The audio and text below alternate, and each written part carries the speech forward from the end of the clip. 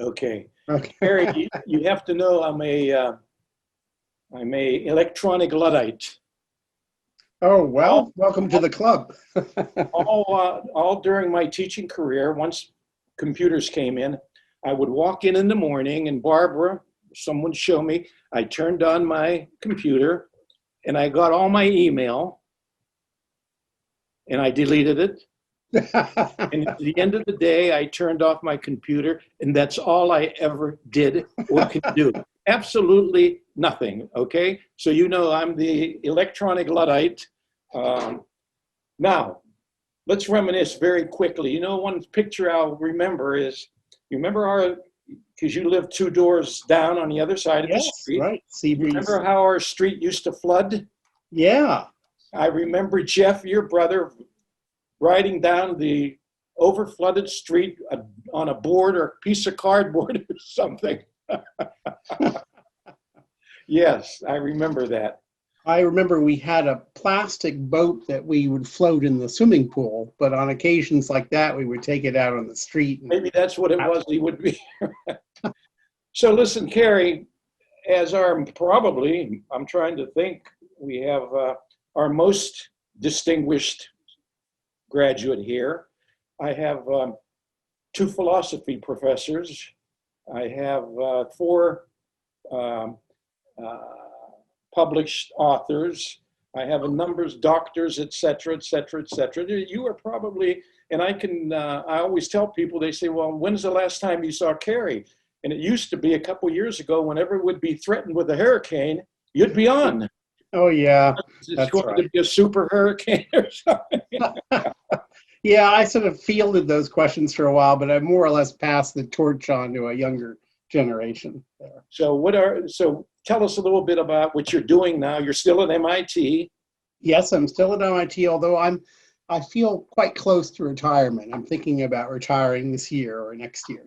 Thinking of retiring. Well, you're 65, right? That's right. You're Yes. 65.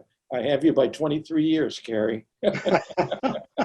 Yeah, but you look quite young, and you certainly speak like a young man. So yeah, it's great to see you doing so well after all this time. So what would you do if you did retire? Well, Re- I continue to do research. A lot of my colleagues sort of gradually transition from being researchers themselves to being managers of research teams.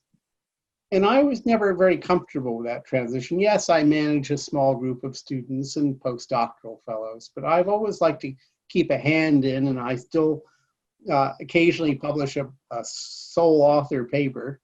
And I don't see that stopping until I just can't do it anymore. I really like doing that, and I can do a lot of it. I don't need big laboratories. I used to run field projects with aircraft, and I probably won't do that anymore. But yeah, and I like to sail, and that was true when I was there in Palm Beach. I don't know if you knew this, but in the summer of 1974, so this was while I was an undergraduate at MIT, I was hired over the summer by the Sailfish Club, I presume that still exists, to run their the first year of their summer sailing program, which I did. So back then I really had a love of sailing, and that's continued, and I hope I will get myself a boat and sail the waters of Maine and other places. When you were there, were you familiar with Bill Bennett, who used to teach here and was the big sailor? Yes, Remember him? he Guy with the was my beard? science teacher one year, yeah. Right. He was the big, in fact, he used to take students out in the summer on his boat over to the Bahamas and everything. Yes, Bill Bennett. So go on. So how about your family? Do you have family? Yes, I do. I married relatively late in life. I was 35, and I married an American woman who at the time was living in France and whom I met in France. And we, 5 years later, had one child, a boy who's now 25, and is living in Connecticut. So, in fact, my wife, Susan, has just recently gone back to visit France, which she can do because she's technically a citizen of the United Kingdom. But I can't go there right at the moment. So we just came to an arrangement. But Yeah, it's been a really interesting sleigh ride the last 50 years. But I have to say that, I have very, very fond recollections of my time in Palm Beach from a number of standpoints, but particularly the school. And I don't say that just to be pleasing. I really did like it, got a lot out of it. And particularly, I got a lot out of your class. And you were having us read at a level that I would, if I heard today of somebody in eighth grade reading at the level, I'd say they're very advanced, but it was routine. And that really helped me a lot going forward in high school and college and in my career. So I have to remind you of one incident, though. You might remember this, is that one of the things you assigned us to read was George Orwell's 1984. And I got so angry reading that I think I refused to write a term paper for you on that. I was just pissed off for some reason. And I've never done that before, and I don't think I ever did it since. Do you remember that? I vaguely remember because usually as I recall, your work was always on time, excellent. You were very conscientious, very conscientious. Because you were that was an honors class, and I've always felt that honors classes have to be challenged. I've been criticized at times. I've had parents and some other teachers say, well, you're demanding too much of them. But if one thing I've learned in 65 years of teaching now, 53 here, Kerry, kids will surprise you, especially bright kids. You think that, well, wait, they can't handle that. They handle it. You were there in eighth grade. Were we doing the speeches then? Did we have the speech unit in? I don't remember doing speeches. It doesn't mean it didn't happen. It was a long time ago. I remember writing all kinds of papers, even biographical papers. I remember writing one for you. You asked to pick a subject and write a biography, and I think you asked us to pick somebody we actually knew personally. That was very interesting. For some reason, I remember that very well. That was a character sketch. A character sketch. A character sketch. And it was a 5,000 word character sketch. And I used to do that every year. And in eighth grade, I would have them do a 5,000 word educational autobiography, telling me about from kindergarten through eighth grade. And in ninth grade, it would be the 5,000 word character sketch. Had to be a person they knew, personally knew, etc. And a funny thing, Kerry, on the educational autobiographies, it's a 5,000 word minimum. The average paper always ran 7,000 words. The longest I ever had in there was 18,000 words. The character sketch was a 5,000 word minimum. Yeah. They averaged 9,000 words. And the longest I ever had was 21,000 words a girl did on her mother. So that's nice. That was, which told me, of course, they were writing about themselves, someone they loved, and experiences, which they had no problems with. It's a very, very good idea because it takes one thing away from the potential blocks to writing something like that, which is motivation. People usually have plenty of motivation to write about themselves and about people they love. Whereas if they're writing about an historical figure, well, it's hit and miss, right? They might not care so much. Kerry, since I've been in isolation, in high school and junior high, and I was never much in science. I was always tended towards the verbal English, history, psychology, philosophy, things like that. And I was just never into science that much. For some reason, I picked up a book on Darwin, natural selection. And I started reading it, and I got very interested in it. And from there, I went to get into a study of memes. Are you familiar with mimetic as far as natural selection and that goes? And gene? To some extent, yes, yeah. Anyway, I got into that, and I find I'm fascinated by it. Now, the only problem is my background in science is so weak, I find myself rereading the same thing 2 or 3 times. You know, when they're talking about gene theory and things like this, and memes and the anthropic thing about how the universe started and things like, but I find it fascinating. But the problem is I don't have the tools to really handle it easily. Well, you know, this is something I actually talk to my students about, because my students often have the opposite problem from you, is they're well versed in science, but they're weak on things like history and literature. And one of the things I do is have them read, you may or may not have read this essay by C.P. Snow, the British author, written back in 1959. It's called The Two Cultures. You know, Lisa could probably dig it out for you online and print it up. It's not that long. I highly recommend it to you, because although it was written in 1959, you just read it, you say, gee, that's so true today. His point was that before the early part of the 20th century, an educated person, especially an accomplished one, was familiar with all sorts of fields. And the scientists of the 19th century England would read poetry, they would cavort with the famous authors of that period, the novelists, and people like Keats and Shelley would go to lectures in astronomy. And if there was a cocktail party at a university, you'd find them all in the same room. And Snow was lamenting that by 1959, the two cultures had split apart and weren't talking to each other anymore. And I always thought that he put his finger on an interesting tragedy about modern times. Anyway, I'd be interested to hear what you think about it if you get around to reading it. Barbara wrote it down. She's going to bring it up for me. She wrote it down. I can see already. But I used to tell my kids, and I had a number, as I told you, of former students. I think I have 6 or 7 published authors. And kids who were really interested in writing, I used to tell them that say, Mr. Greco, what do you recommend? And I'd say, well, let's see, the first thing, stay away from English departments in college. And be sure you get a wide background in many things, in psychology, in some sciences, where you're familiar with it, where you're not like me, ignorant of it, but take some. I remember the first, Kerry, I had to take to get certified to teach, because I wasn't in education. I was an English major, man.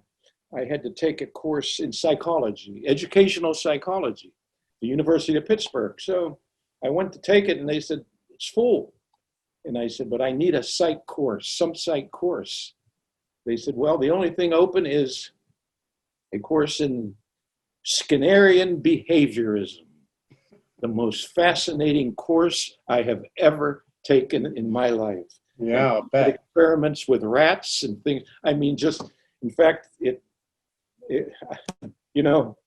I'm 88 years old, Kerry. I still don't know if I believe in free will or not. After you do Skinner, there is no such thing as an autonomous man. It's a myth, and free will is a myth. And I'm still trying to decide, do I believe that? And I'm 88 years old. So I have some advice for you on that. I mean, I think this might be the first time ever that I've given you advice, but I had a spectacularly brilliant colleague who died about 13 years ago, Edward Lorenz, widely regarded as the father of chaos theory, the butterfly effect and so forth. And he wrote a really nice book on it. And somewhere buried in the back pages of that book, he talks about free will. And this is what he said about it. He said, I choose to believe in free will. If free will exists, I made the right choice. But if free will does not exist, I didn't make the wrong choice because I didn't make any choice at all. Yeah, who was a philosopher that said to believe in God? He said, well, if I do believe in him, then I win. But if I don't believe in him, then I could lose. So who was it? What was the philosopher's name? That's very fun. That's what Lorenz was creating a variation on. That was Pascal's wager. Pascal, the wager. The wager. Yeah. This free will thing, though, I remember reading a philosopher who said, begin in doubt and end in certainty. or begin in certainty and end in doubt. I don't know where I am.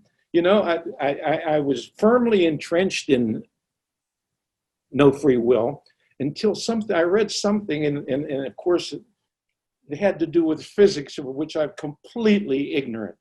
But the guy wrote, he said, what has been proven in subatomic physics shatters the idea of determinism. Yes. What they find, and my thing was, well, how could physics have to do with determinism, which is you know what I mean? A Yeah. psychological thing there to do with human beings and how I could never figure that out. Could you explain that to me? Well, you know, there was, when Newton came along in the 17th century and his successors built up this whole field of science, and Darwin, prior to about the year 1900, the philosophers, Descartes and so forth, God says, you know, if this science is right, we're living in a clockwork universe. And what they realized, and it's perfectly in keeping with Isaac Newton, Newton's work, is that if some hypothetical all-knowing being could know the positions and velocities of every particle in the universe, that being would be able to predict the evolution of everything in the universe forever. And that was a completely deterministic idea. And it was, in my view, very, very deeply depressing. But when quantum physics came along, there's a very famous theorem that has been experimentally verified over and over again called the uncertainty principle. It says at the subatomic level, you can't determine the product of a particle's position and its velocity to better than some very definite number. And the physicists would respond to that saying, well, okay, you can't really predict, and we can show experimentally, you can't predict what subatomic particles will do in detail. You can still predict their statistics pretty exactly. And so they believed that it didn't have anything to do with the macroscopic universe. But that's where my friend Ed Lorenz came along a lot later, 1969, the year that I left Palm Beach Day to go up to Deerfield. He wrote a paper which basically showed that even though this is subatomic, it meant that for some kinds of physical systems, you couldn't predict them either. And so I would say that, you know, Ed Lorenz probably put the last nail in the casket of the clockwork universe. So physicists will tell you, most of the better educated ones tell you that determinism has vanished, like your friend said, has vanished from physics. And that was one of the main blockades to the idea of free will. It's deterministic. Free will is an illusion.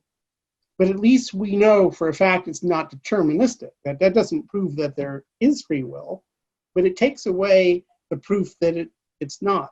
It's not. I could never see, though, how they could extrapolate from physics to human behavior. That because it's performed at physics, how does that influence human behavior? And I could never figure that out. I still can't. Well, nobody has figured that out. So in the I don't know very much about this, but in the field of philosophy, there's this really still very strong debate going on about what consciousness is. And, you know, without consciousness, it's hard to contemplate free will.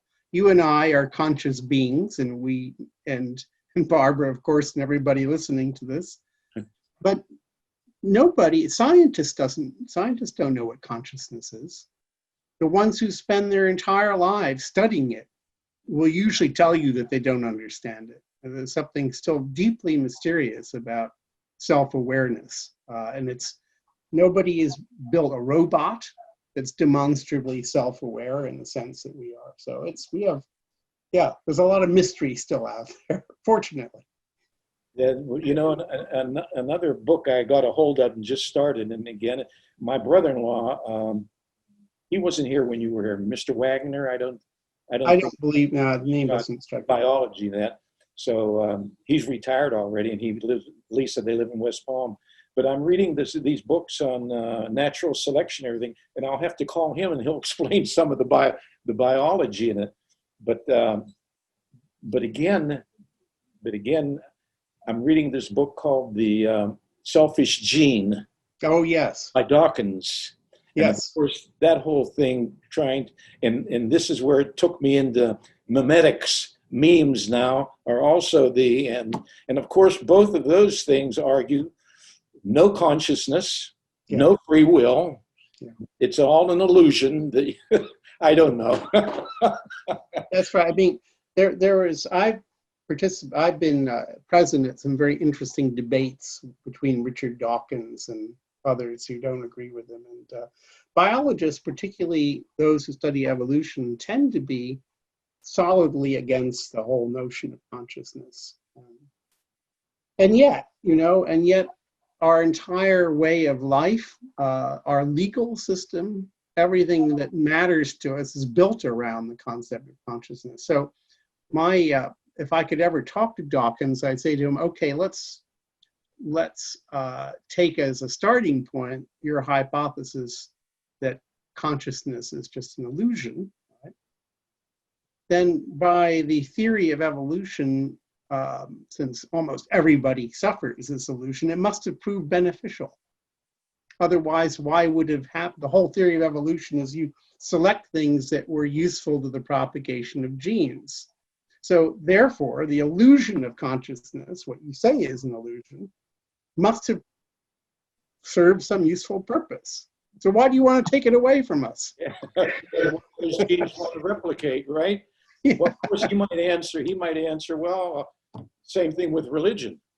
You know, it doesn't exist, but it's still prominent in our thing. So there must have been some by thing there where those genes were able to replicate, and they're so prominent today. Kerry, it's been great. Yeah, it certainly has. I'm only sorry that we couldn't meet in person, but maybe when all this pandemic is over, Maybe I'd love to make a trip down there. I'd love to come back to Palm Beach. It's been a long, long time since I've been there, and just have a look around. And yeah, I'd love to have you come. If you do, be sure you call me, and we will certainly get together. Kerry, it's been wonderful. It has been wonderful for me too. It's so nice to talk with you. Yeah, you too, Kerry. Thank you so much. By the way, this is open. Our faculty and our parents are going to be able to read this, what do you call? So you might be getting some questions from them too. Okay. I'd love to hear from them. Yeah. Hey, thank you, Kerry.